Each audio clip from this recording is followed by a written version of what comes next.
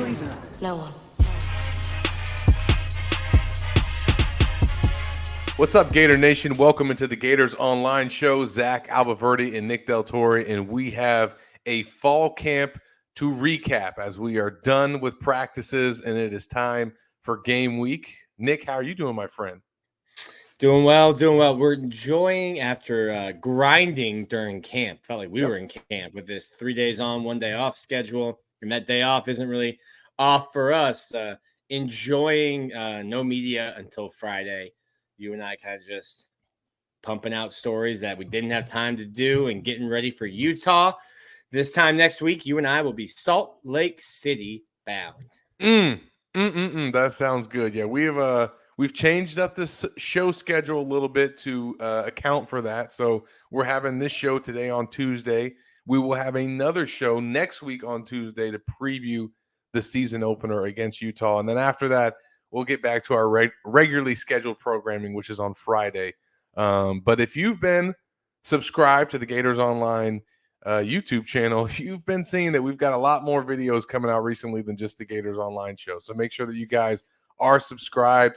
You're following along to all these videos that we're putting out, and you're definitely subscribed to Gators Online as well. You can get yourself in the door for just $1 right now to read all of our coverage from the season. Nick's thoughts, predictions. We'll see how our record pans out this year. I'm going to say I was 9-4 last year. I was second to last. But I picked the Gators to win a lot. So, like, the negative Nick false narrative that's out there, Zach. The false narrative. You were positive and they let you down. I was positive and they let me down. So we'll see. I'm not going to give away any of my picks. I do have some surprises in store for my picks this year. Might have to get that segment sponsored because it's going to be a banger. Oh, all right. Say less. We're ready Nick's for that. picks. Nick's picks. Nick picks. Wow, be careful with that. Yeah, that's right. Well, we're going to get to some superlatives today from fall camp. We are going to give you guys our offensive and defensive MVP. We're going to give you our offensive and defensive breakout players. We're going to name our top freshmen that we saw from fall camp, and we will also get into the most improved players on the roster as well. So make sure that you guys stay tuned for all of that on today's episode, which is brought to you by Bird Dogs. And if you see Nick's hat, that is what you will get if you go to birddogs.com and use our promo code Gators to get that free hat with your purchase. And if you go to birddogs.com, they don't just have hats. They've got that nice shirt that Nick's got on that I was wearing yesterday in a video. It is elite. I would take as many as I could get, as well as the shorts. The shorts are fantastic.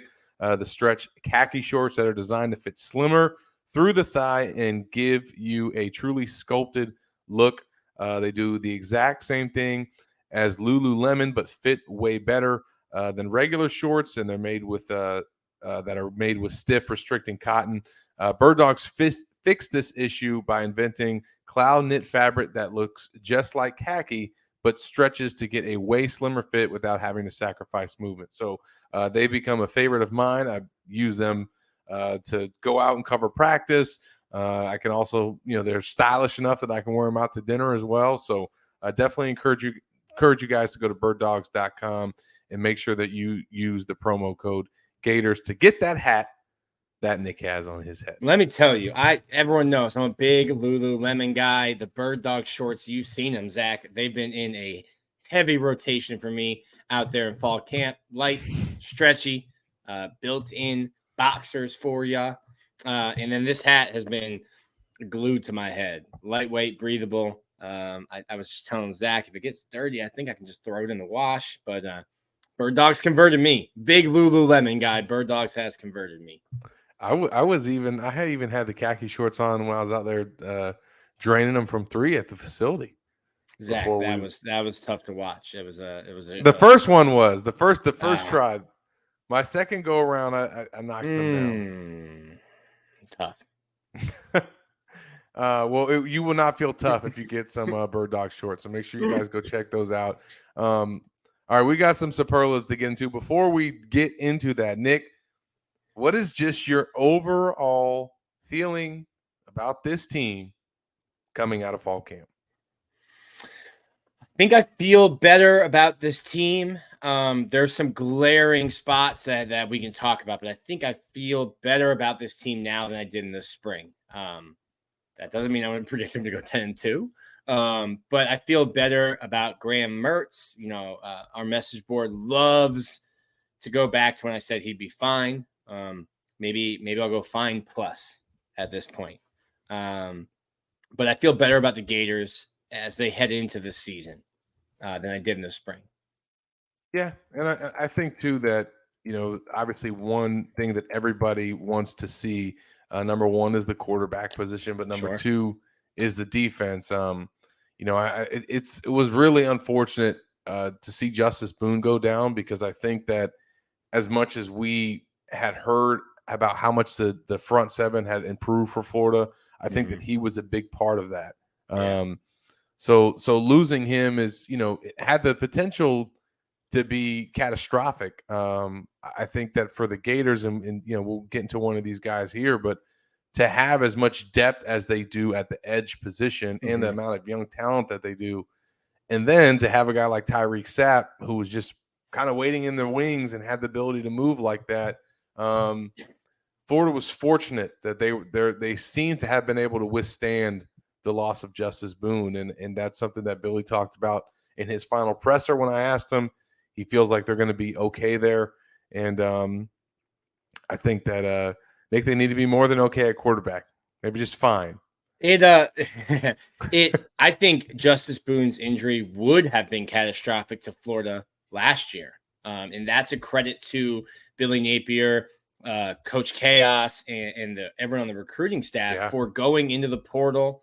Shout out to Birds Cheryl for going into the portal and getting Caleb Banks and getting Cam Jackson for 2 years ago, getting Chris McClellan on the field, for getting Des Watson a ton of reps and experience last year. Last season, if you lose a player like Justice Boone, that would have been catastrophic to the defensive line. And we're talking about a defensive line that had 300, 400 pounders play more than 1,100 snaps in Desmond Watson and Gervon Dexter. Like, there was just no depth.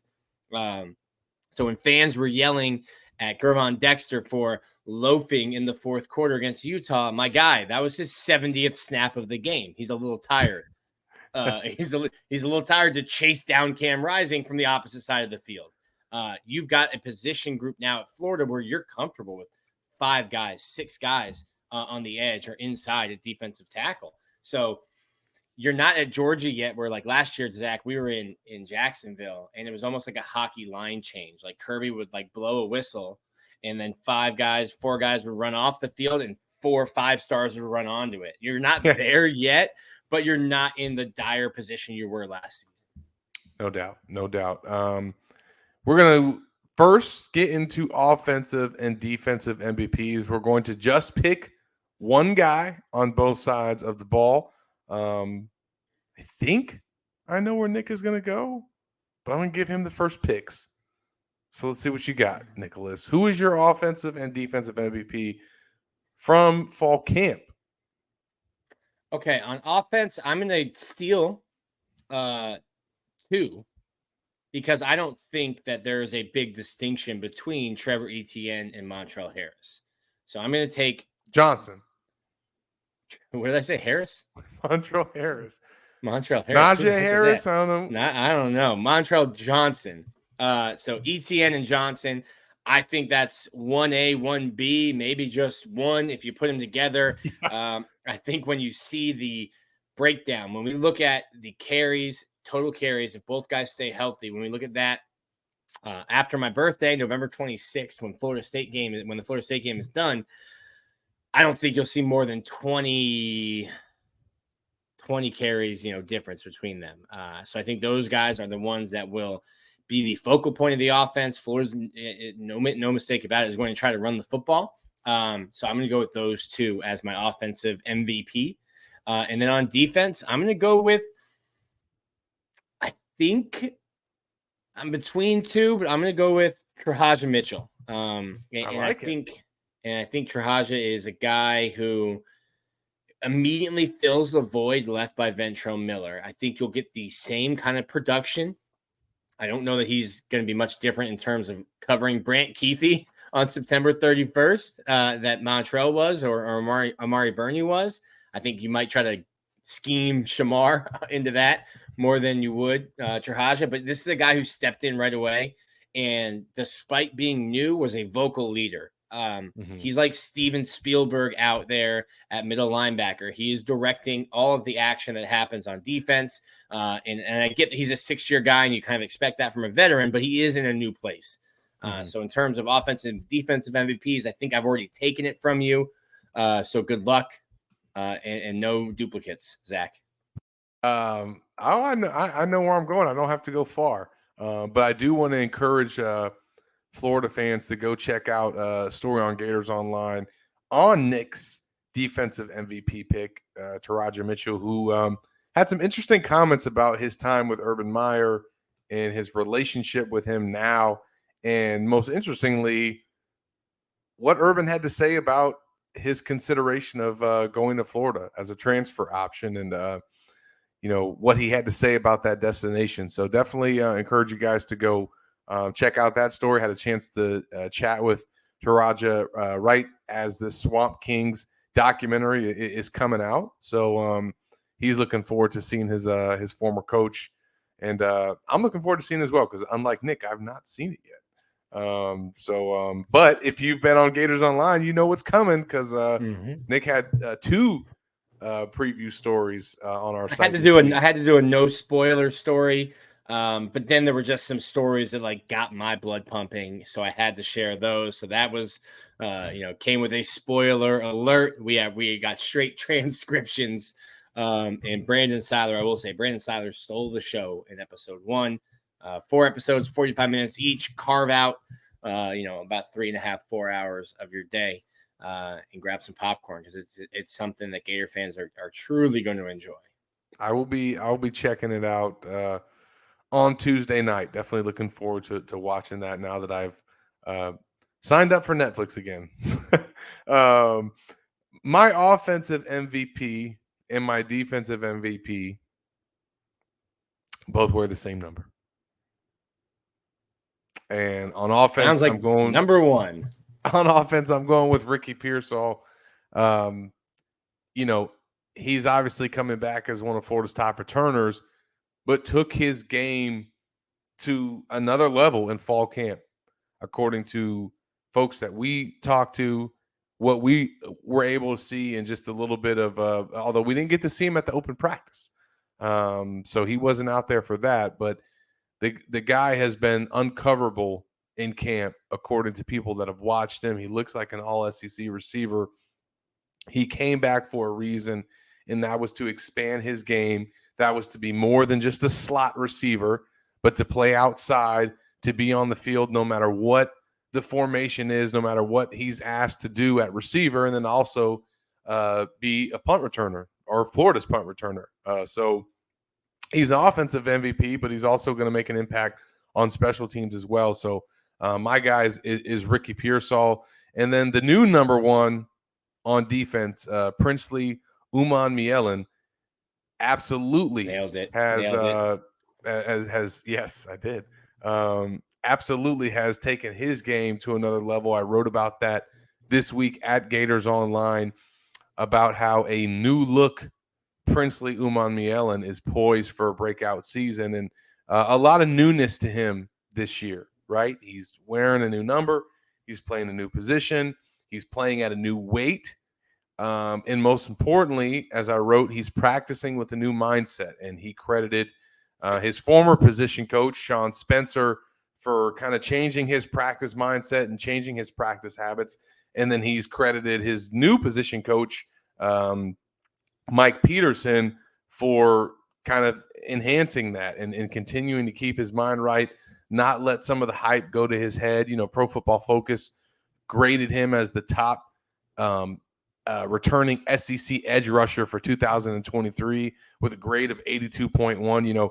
Princely and Pearsall are actually the highest graded returning players on Florida's roster, according to PFF. So didn't have to go too far for my MVP picks.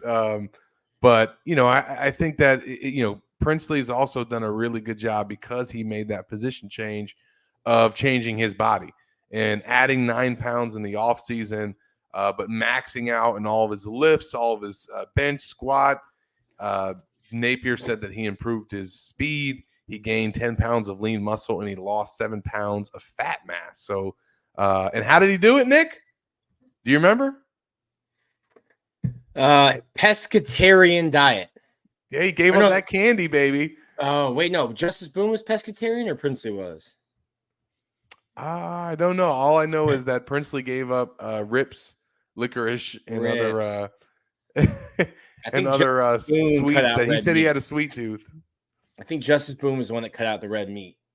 I think that you are correct on that. You're correct on that. And Justice looked incredible as well with how he transformed his body. But when you talk to Princely's teammates, every single guy just raves about how he's looked this year in spring camp and fall camp.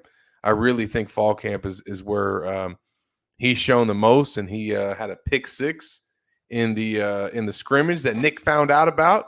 So that was obviously a big play. You got your edge. Pick 6ly Umamielen. You're welcome. I like it. Internet. I like it. That was definitely the type of play that a guy in a number 1 jersey needs to be making. So I think that he's going to be making a lot of plays for Florida this year. So those are my 2 picks. I think if those guys have great years for Florida, then they're going to have a chance to get some wins this season. Before we get to our next topic, I want to give a shout out to My Perfect Franchise. If you're ready to leave the rat race for the American dream, or looking for a side hustle while working your current job, or just wanting to diversify, build wealth, and or leave a legacy, Andy can help. Andy is a franchise consultant as well as a franchise owner and helps people find franchises that fit their skill sets, financial requirements, time to commit, and more. His services are 100% free, and he's here to help if you have any questions about business ownership. You can learn more and contact Andy anytime at myperfectfranchise.net or calling or texting him at 404-973-9901. We are sticking with our offensive and defensive themes for our superlatives and now going with some breakout players on offense and defense. I'll let myself and Nick maybe sneak away with an extra player or 2, but we'll try to stick to one guy maybe on offense and defense. I'll start this one first. Since Nick went first last time. On offense, man, I gotta go. I gotta say it. Arlis Boardingham. I think that he is my candidate for breakout player. And where he ranks in Florida's receiving totals in terms of where how many catches he has versus some of the receivers. I don't know where he'll rank, but he is going to be used. And at some point, he might even start this year at tight end. Definitely is going to be that Y option that they have. And I think it's going to be a mismatch. He's going to find himself on the field, and I think probably be, one of the go-to targets for Graham in the red zone on third down.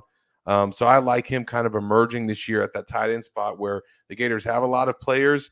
They've got a lot of veteran guys and guys that can do a lot of the assignments well. But one thing that maybe they don't bring that he does is that, pass catching aspect and being a weapon there. So I'm looking for Boardingham. On defense, I've already mentioned him, but I'm going to go Tyreek Sapp. I think that Tyreek is going to have a chance to maybe have a lot more of an impact than he would have had on the interior of the defensive line. I think that he would have played no matter what, but now he's likely to start, even though they're going to use a lot of guys there at that, defensive end F spot. But I think he's a guy that is going to thrive with that opportunity. As Nick knows, he played edge, defensive end at St. Thomas Aquinas. That's where his home is. That's where he racked up all these offers and became a top 100 recruit. So I think he's got the potential to really have a nice season there. He's not, I don't think that he's maybe got the same off the edge as like a Justice Boone or some of the other defensive ends that they have. Maybe won't be their guy that's, the pass rushing option. But I think that when he's in there, he's going to be making a lot of plays and causing a lot of havoc. And as he said, being one of the fire starters on defense, which is what they need. So I'll go Tyreek Sapp on defense. Give me that. I need in post, I need a Lil Wayne lighter flick when you say that. One of those fire starters. That's right, baby. You knew the heat was coming when you put on a Lil Wayne track back in high school and you heard that lighter flick to start. That's Tyreek Sapp. I like those picks for you, Zach. I'm going to go with on offense. I think it could be Damian George from based on what we've heard about him, but that's not a position that will get fans excited. Cole Kubik might get excited watching him. Yeah. Talking offensive line play will get Cole's blood running, but I just want to mention him as a guy who I think, one, can play really well, but two, Florida needs him to play really well, especially with the depth concerns I have, and I'm sure that they have, despite what they'll say publicly, the concerns I'm sure they have with their depth on the offensive line. But I'm going to go with Caleb Douglas. Sophomore receiver, played quarterback in high school. When you look at Florida's wide receiver room, and I wrote about this a little bit on Monday, you've got Ricky Pearsall. You know what he is. And then after that, you don't know what you have in that room. Any of the guys. They talked highly about Marcus Burke. I don't know what he'll be. We talk really highly about the three freshmen in Mizell, Trey, and Andy Jean. We don't know what they'll be at this level, especially as freshmen. We think that they're going to be good, but we just don't know. And again, we don't know with Caleb Douglas, but I think he's the second best receiver on the team right now after Pearsall. Agreed. Jaquavion Frazier has been on the team for 3 years, but I haven't seen Baby J do anything. I've seen him do as much as his number. Not saying he can't. Hold on. He's got a couple touchdowns. A&M, my man made a nice great catch. Great catch with a broken shoulder at the time. Need more of that though. Yeah, but I think Caleb Douglas gives Florida a true threat. I think he's got great size, great speed. I think he goes up and gets the ball really well. And he did that in the Texas A&M game too, man. He went snag that ball. The biggest thing with him will be the position you play is called receiver. We've had some dropsies, a little case of the dropsies. Need the doctor to give you a prescription for that. But I think if he can hold on to the football, I think he's a guy who will look back at the end of the year and say, hey, he had a breakout season, and we'll be looking towards 2024 as, okay, now I'm excited to see what Caleb Douglas can be. 2 full years at receiver at Florida. But I think this is a breakout candidate for sure. And then on the defensive side of the ball, easy. You left him for me. Shamar James played in all 13 games last year, started 4. He's a guy who's going to start all 13 games for the Gators. He looks the part. Shamar has added a ton of good weight. And I think he's also still able to run, dealing with a little bit of a knee injury. It wasn't serious, didn't need surgery. If you can keep that healthy all year, Shamar James is going to be the guy that you're going to be putting on the tight ends that are mismatches. He can cover, a Brant Keithy. He can cover some of those bigger tight ends, guys that you'll see at Florida State and Mason Taylor at LSU. I think I feel comfortable with Shamar in coverage. So Shamar, I picked 2 linebackers. I guess you can tell I'm excited about the Gators linebacker room. But I think Shamar and Caleb Douglas are 2 guys that are primed to break out for Florida this year. I love it. And one thing I would say about Douglas too, that's important to note, and you wrote about it, I wrote about it. You mentioned it when you opened, but this is a guy who did not start playing receiver until his junior year of high school. Mm-hmm. So his freshman year, when he was having those dropsies, that was his 3rd year ever playing receiver.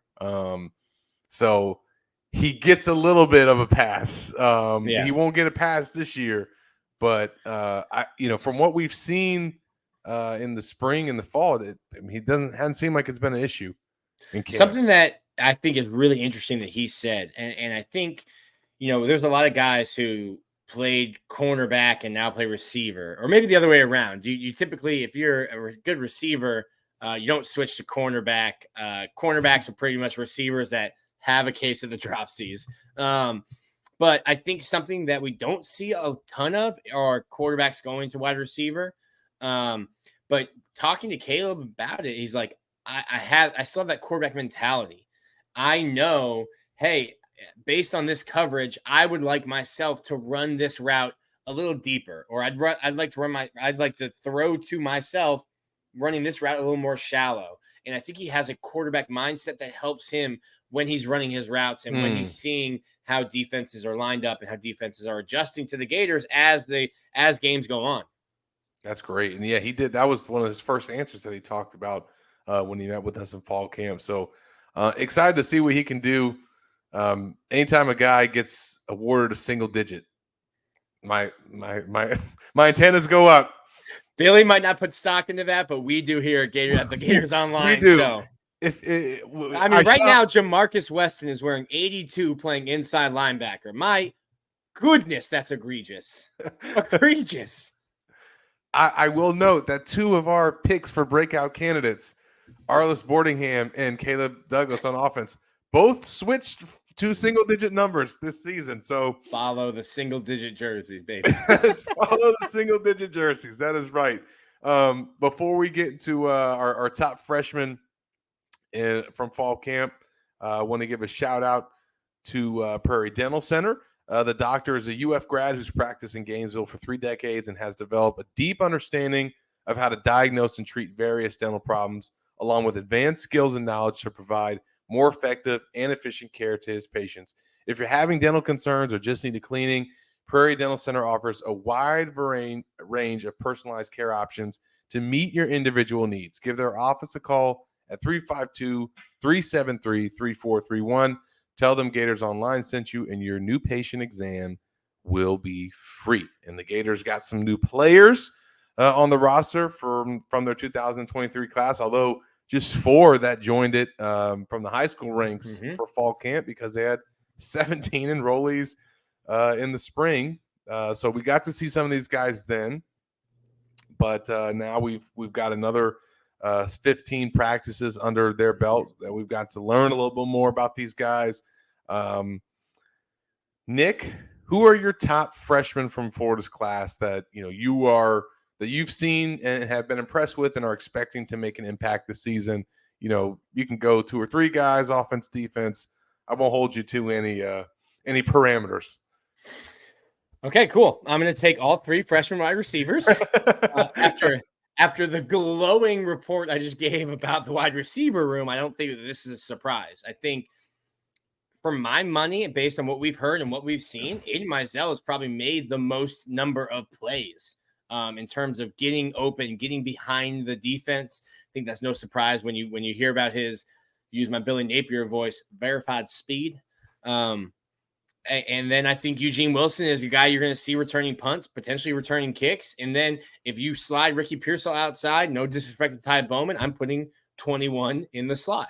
And then Andy Jean, I've already said, I think he's a mixture of like Antonio Callaway and Van Jefferson, super professional route runner. Just need to get him up to speed and get him ready. I think Florida's wide receiver room is ripe for somebody to take over or for a couple players to take over. And these freshmen will be in the mix this year. And then on the defensive side of the ball, I don't know how much Jakeem Jackson will play. I think he does, but you have such a deep room there. I'm going to pick on one of the rooms I think is the weakest on the team at safety. I think Jordan Castell can and should play. You've given a bunch of guys. Like first off, you had to move a receiver to the room in the spring just to get the numbers right. That experiment has now moved that receiver to linebacker. I think you bring RJ Moten in to give you experience and a veteran in the room, but he hasn't taken a starting job yet. I don't know that Kamari Wilson has sharpied his name in as a starter yet. And I've seen Miguel Mitchell get run over by running backs. You don't need your safety as their last line of defense getting run over. And I think tackling is going to be a big issue for the Gator safeties this year. Jordan Castell has taken advantage of that. He walked in the spring, started playing well, probably looked around and went, yep, door's open. We're not redshirting this year. So I think Jordan Castell is primed to, at some point this year, if he can make some plays and stay healthy and regularly get into games, which he will early on, I think he's a guy who I could see starting at safety for Florida at some point this season. I love it. I love it. I like that pick because he's a guy that I've been high on. But although I will say we did a video earlier this week on our YouTube channel, and he was a guy that I picked as my biggest surprise because I thought that he would play and be in the rotation. What I didn't think was that he would step in and be able to start. And if there was a freshman in the secondary that I would pick to start as a true freshman, he might be the guy. Jakeem Jackson and Dijon Johnson, I think, are both going to get plenty of reps in the rotation. On defense, though, I'll go the guy I want to highlight the most would be Kelby Collins. I think that he already was going to play as a freshman as Justice Boone's backup. And then the injury to Justice happened. And, I don't think that they wanted to just move Kelby up like that and, ask him to start right out of the gate as a true freshman. But I do think at some point he's going to get those opportunities with the starting defense. He's going to play at that defensive end F spot, and you're going to see him a lot. Tyreek Sapp has moved over and will probably start there. So now he goes from Boone's backup to Sapp's backup. But I will say that one guy also there as a true freshman that because of Boone's injury is going to be able to play more in the rotation is Cameron James. When Billy Napier on Saturday was asked to name players who had the words that he was asked, taken leaps in fall camp, the first guy that he named was Cameron James. And this is a guy that I thought early on in camp, just looking at the depth at that position, might be a redshirt candidate just because of how well Kelby had played. And I thought he was a little bit ahead of him. But the way that Billy talks about both of them, they're clearly both going to play as freshmen now that Boone's out. So I'm looking for those two guys, but specifically Collins, who was Florida's highest rated recruit, to really make an impact. And then on the offensive side of the ball, So your guys, you did. I'm tempted to pick Najee Harris because I think that he's going to play, and I think that he'll get some opportunities. But because of the injury to Cam Carroll, I got to go Trayon Webb, man. I really think that. Every time that we've seen him get opportunities with our own eyes, he's impressed. He ran for 53 yards in the spring game. He ran over Miguel Mitchell, as Nick just alluded to, in the open practice that we saw. And again, we're not trying to pick on Miguel Mitchell. I'm sure Miguel Mitchell lays out several people. But Trayon Webb has shown the ability when he gets opportunities to make plays already at this level as a true freshman. And maybe, again, another guy that potentially could have been a redshirt candidate because of how well Cam Carroll was playing. But now that Cam is out for the season, I think that Trayon's a little bit ahead of Jacoby Jackson in terms of that rotation. So I think that he's going to be running back 3. And you're going to see him get some opportunities to spell Montrell Johnson and Trevor Etienne. And I think when he gets in the game, he's going to make some plays his first year. Nothing against Jacoby. I've just been told he's just not ready yet from a physical standpoint, from a mental standpoint in the playbook. I think truly, I don't know that you would have redshirted Trayon Webb. I don't know what good it does. If a running back is good enough, they're not going to be in college for 4 years. You see the way the NFL treats running backs. They don't even pay the best running backs in the league anymore. So you want to get to the NFL with as little tread on your tires as you can. And that does not mean staying in college for 4 and 5 years. If you're good enough to go to the NFL after 3, you need to do that at this point. I don't know that you would have redshirted Trayon, but he was certainly running 4th in terms of getting carries behind Montrell, Trevor, and Cam. Now he's certainly 3rd. I think he's going to play on special teams, on kickoff, and on punt cover.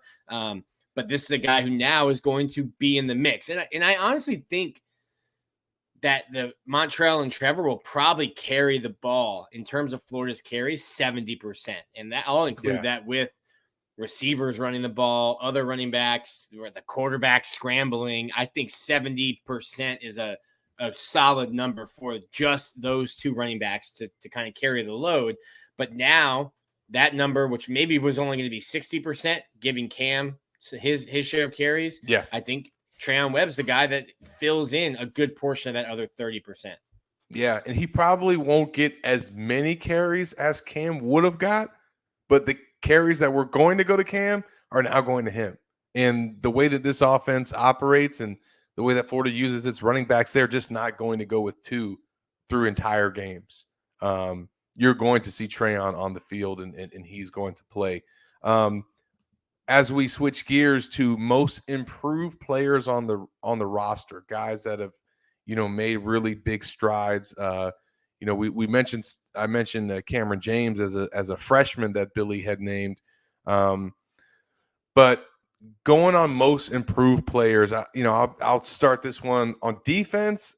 I got to go with Jack Pyburn, man. He is a guy that has really, I think, taken a huge step in his, first full off season. I can't remember if he was an early enrollee.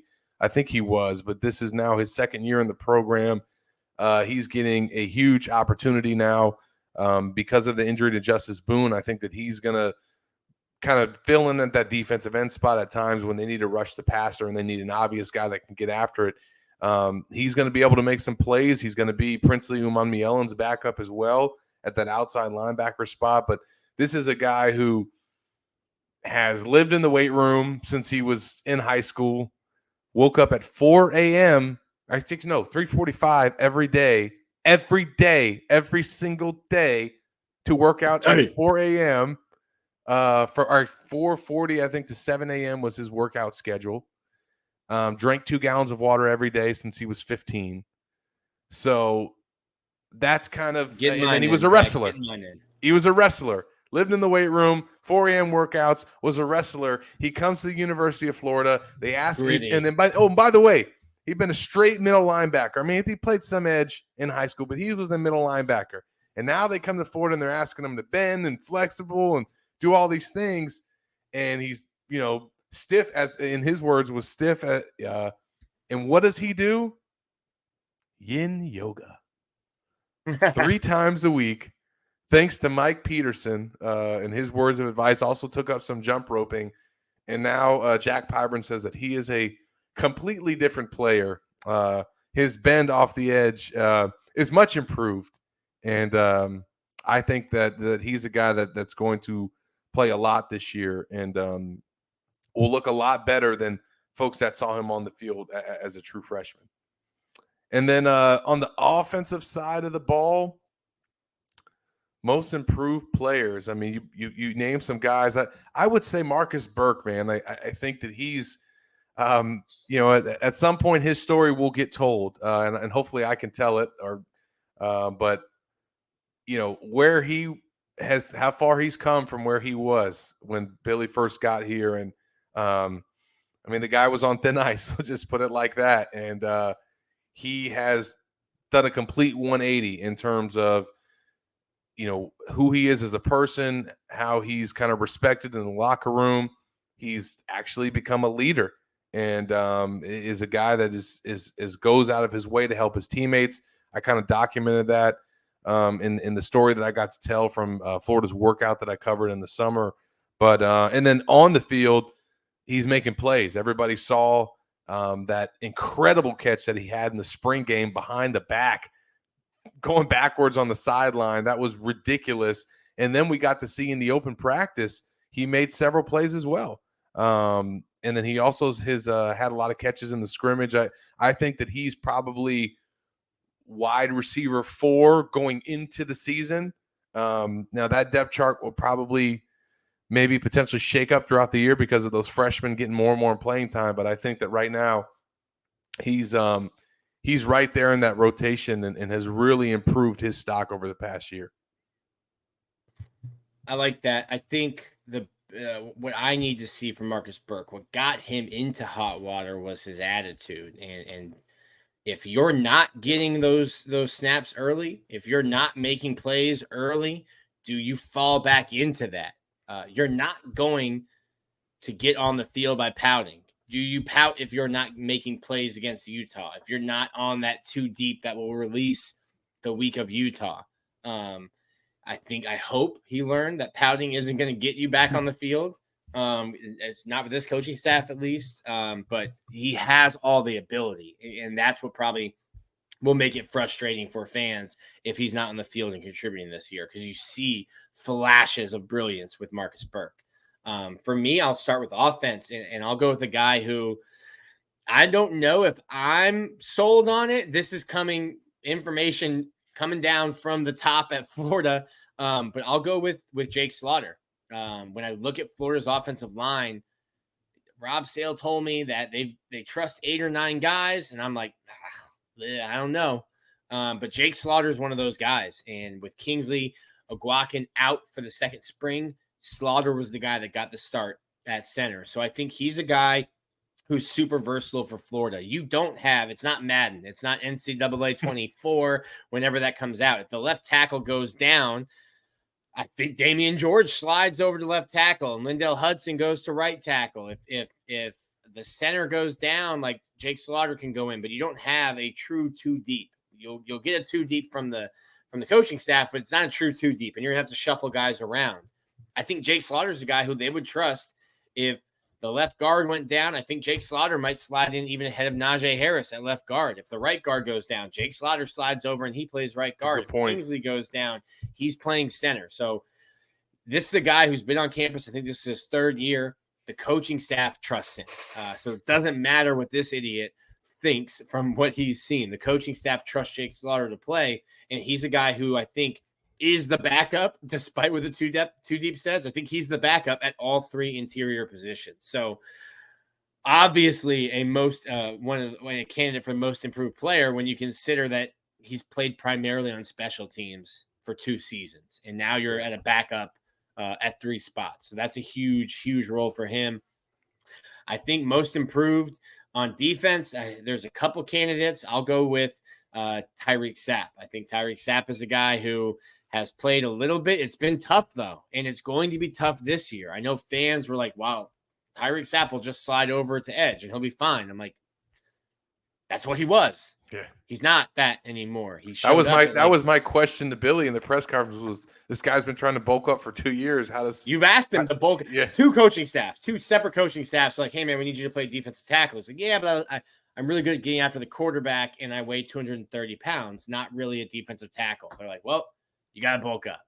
And now he's at 270, and he's done it the right way. It's taken time. He's done it slowly. He doesn't look like a slob. Like, listen, I've gained 30 pounds since college, and it doesn't look the same as Tyreek Sapp gaining 30 pounds. So he's done it the right way, but you're going to lose flexibility. You're going to lose speed. You're going to lose stamina, and he's done that for the team. And now the team is asking him, hey, we need you to slide over the F spot. We need you to play defensive end again, which he probably loves.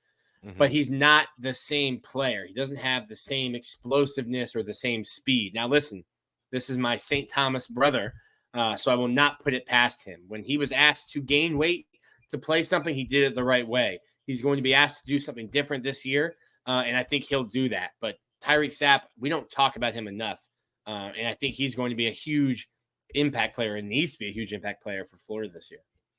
No doubt. We got one more superlative to get into. But before we do that, I want to encourage all Florida fans to go check out rogueshop.com. If you have issues sleeping, chronic pain, and or anxiety and stress, Rogue Shop sells CBD, THC, edibles, smokables, and vapes, as well as handcrafted bath salts, soaps, candles, massage oils, pain creams, and topicals. Rogue Shop is a true small business. They have 5 employees and make all of their products with their own cannabis grown in their manufacturing facility. Visit rogueshop.com.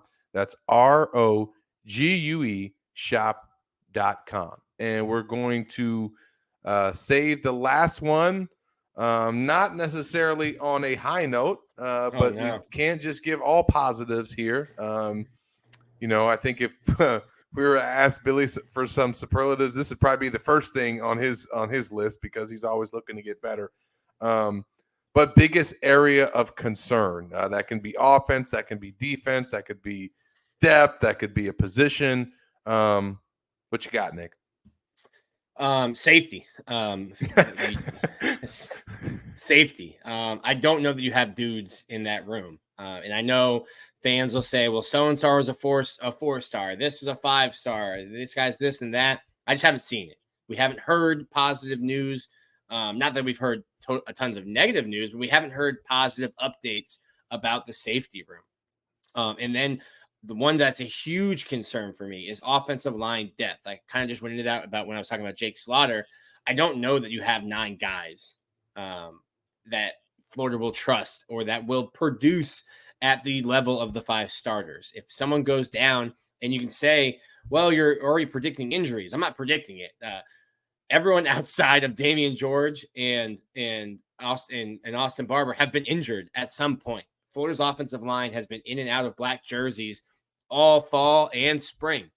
It's a position where you're constantly smashing your head against other 300-pounders on the defensive line, and a position that it's easy just to get rolled up on. The running back running behind you gets tackled, rolls up on your ankle. Now you have a high ankle sprain. Can you play through that? You get rolled up on your knee sprains. You tear a knee ligament. It's a position where you need depth because it's so easy to get dinged up and to get hurt. And Florida just doesn't have that depth, in my opinion, right now. And the only way you're going to get it is by getting guys playing time. I think Najee Harris is a candidate to get more playing time.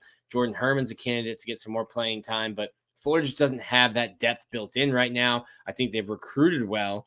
But Billy Napier even said it. He's like, there's some positions where we're going to have to go through some growing pains. And I think offensive line and safety are what was at the front of Billy Napier's mind when he said we're going to have to go through some growing pains. And those aren't positions you want to have to go through growing pains in a season.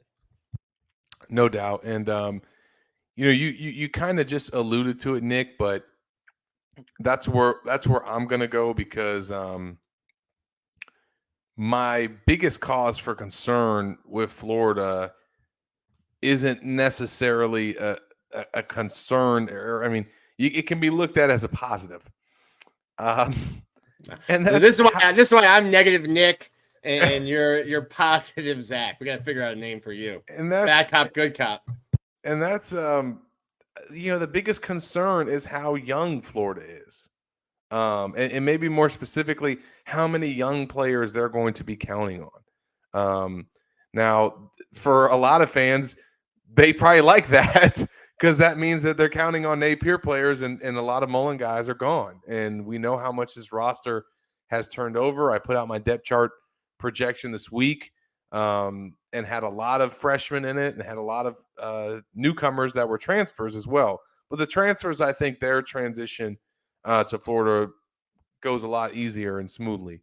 They got to get acclimated, obviously, but they've played at the college level. It's different when you're relying on a freshman like a Najee Harris, like a Kelby Collins. A lot of the guys in the secondary, I think that they're going to rely on. As Napier said, because of that, they're going to be growing pains. There's going to be some, things that they just have to deal with because they're playing so many young guys and so many freshmen and also so many second-year players as well. Redshirt freshmen, sophomore guys. Shamar James is going to be your starting middle linebacker. I think that they've done a good job of upgrading the roster, of building more depth, of creating competition, but they're still young. Their two deep is made up of a lot of rookies, and it's going to take time for some of those guys to settle in, I think.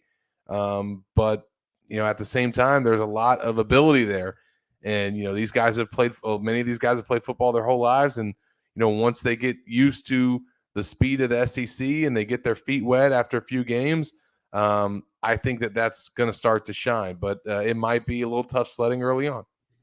And let's get let me get this out there. I can see this happening. I mean, there's like 70 of the 110, 115 guys on the roster, like 70 of them approximately are Billy Napier guys, whether that's transfer portal or the 2 recruiting classes. So it's not a complete roster overhaul, but it's a pretty decent sized roster overhaul. In our opinion, I think I'll speak for you. Most of the best players on this team are from the portal or redshirt freshmen, sophomores, true freshmen. Yeah.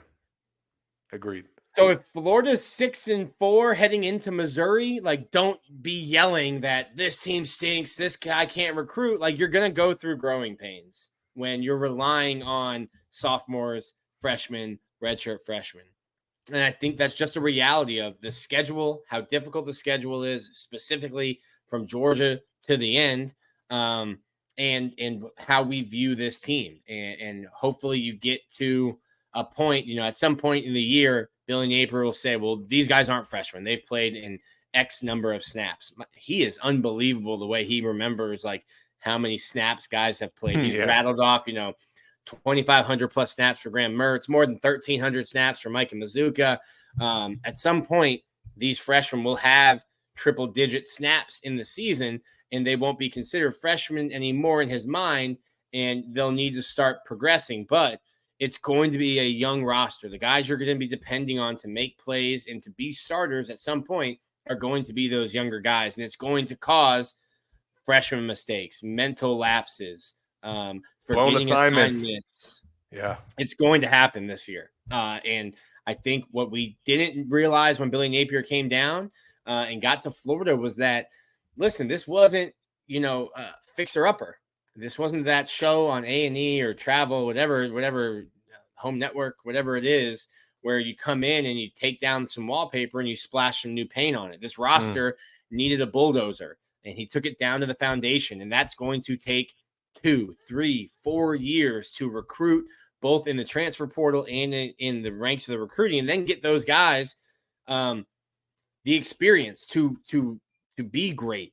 I think we forget that, like, Kirby Smart's been at Georgia. I think this will be his 7th year. It took him 5 years to win at the rate that he was winning.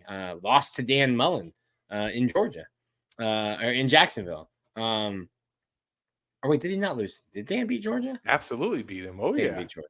Okay. Kyle Trask, Kyle Pitts, baby. Oh, 2020. What a year. What a year. Gosh, that year was fun. Other than the mass, my goodness.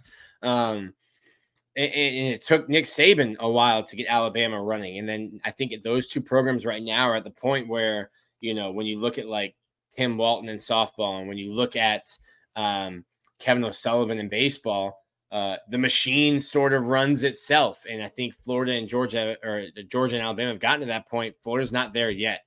They've the foundation didn't have cracks, but we just put up the walls. You can still see through the house. You're still in a big construction phase in terms of building the program. And I think everybody would agree that when Florida should be in position to contend for a SEC championship and a college football playoff appearance, will be in year 4, maybe. I don't think year 3, but maybe year 4. But all these guys that we're talking about as sophomores, redshirt freshmen, true freshmen are all going to be juniors and redshirt juniors and seniors at that point. So, it takes time, but, they are flipping the roster. There's going to be some growing pains. But if they've upgraded some of these spots, sometimes the cream rises to the top and these guys just make plays. I think realistically, you're looking at competing for an SEC championship. You're looking at 25. Yep, DJ Lagway's second year on campus. With a sophomore or redshirt freshman, DJ Lagway. Agreed. And then a lot of these guys that are about to play through this gauntlet of a 2023 and the 2024 schedule and be very experienced. They will be battle tested by 25. My goodness, that 24 schedule is just a nightmare. Great to sell tickets, but a nightmare to game plan and schedule for. Literally ran Austin Simmons away.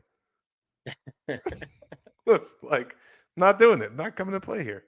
But You we can't are make looking me. forward to it. Not only the 2024 season, but the 2023 season, which kicks off August 31st in Salt Lake City. The rematch What's a between the Ute? Gators and the Utes. What is a Ute? It's one of the tribes from Utah. It just sounds Okay. funny. Shout out to them. The Shout out Urban to them. Meyer Bowl, Part 2. That's right. You know what's crazy? What's crazy Kyle Whittingham replaced Urban Meyer. at Utah? It's Florida has gone through Muschamp, McElwain, Mullen, and now Napier. All while Kyle Whittingham has just been Chilling. cruising, chilling. I listened to one of his press conferences today, and I was like, that's a guy who's been there 15 years. He doesn't say anything. And the people around him are just like, this is what we deal with. He's not going anywhere. Yeah, that's I tell you what though, if Billy can go up there and get another dub against Mr. Whittingham, that would be nice feather in his cap, and I'm sure the Utah folks would not be happy about that. Going out west, catching dubs. That's what the Gators want. As it says down below, though, be sure to like and subscribe. The like does a ton for us on YouTube, gets us in the algorithm, helps us have this channel grow. And you can tell Zach and I love chopping it up here with each other. So like, subscribe, hit that share button, send it to your mom. Yeah, and then look forward to next week, folks, because we'll have another show Tuesday, just like this, sitting in our homes. And then we will have a bunch of videos on the road. We'll just say that. Looking forward to making that trip to Utah. We'll be getting out there on Tuesday. And a lot of coverage that we're going to be providing you guys at Gators Online. So don't only just like and subscribe, but head over there and join our site. You can get in the door for just $1 and read all of our preview coverage, all of our game coverage, post game, and then all the recruiting content that Nick and Corey churn out. So, Nick, next time we do this, man, we're previewing a game. Yeah, buddy. We've made it through the desert, the off-season desert. And at some point we'll return some baseball updates for the last 5 minutes of the show, but not until December, at least at the earliest. Don't worry, Perry. We won't forget about you, bud. No. So we'll look forward to next week. Make sure you guys stay locked to Gators Online. For Nick Del Torre, I'm Zach Alberti.